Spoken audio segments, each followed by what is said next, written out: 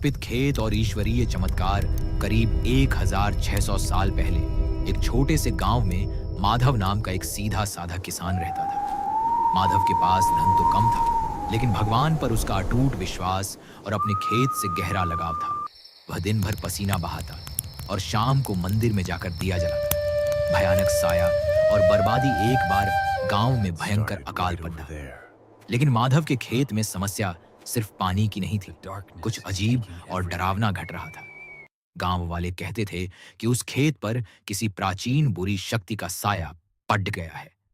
अमावस्या की रातों में खेत से चीखने की आवाजें आती थीं। रातों रात माधव की हरी भरी फसल काली पड़कर राख होने लगी।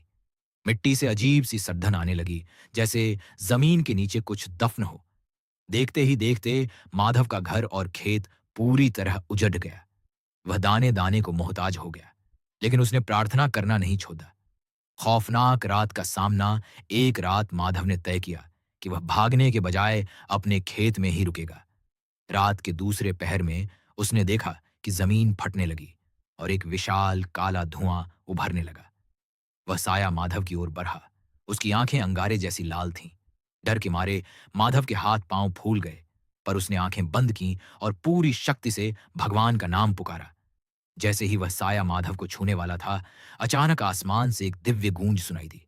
चमत्कारी सुधार अचानक एक तेज दूधिया रोशनी का पुंज बीमा सीधा उस काले साए पर गिरा। वह डरावनी आकृति उस रोशनी में जलने लगी और देखते ही देखते गायब हो गई।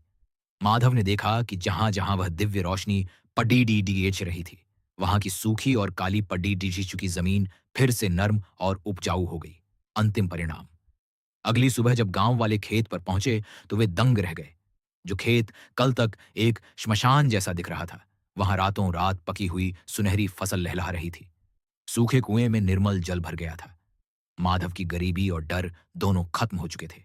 सब समझ गए कि यह कोई साधारण घटना नहीं, बल्कि माधव की सच्ची भक्ति का चमत्कार था। भगवान ने न केवल उसका खेत ठीक किया, बल्कि उसे पहले से भी ज्यादा संपन्न बना दिया। शिक्षा। जब बुराई अपनी चरम सीमा पर होती है, तब ईश्वरीय शक्ति का चमत्कार ही मनुष्य के धैर्य और विश्वास का फल बनता है। अगर आपको हमारी वीडियो पसंद आया ही तो सब्सक्राइब करें और हमारे डार्क परिवार से जुड़ें। वीडियो पसंद आए तो लाइक जरूर करें।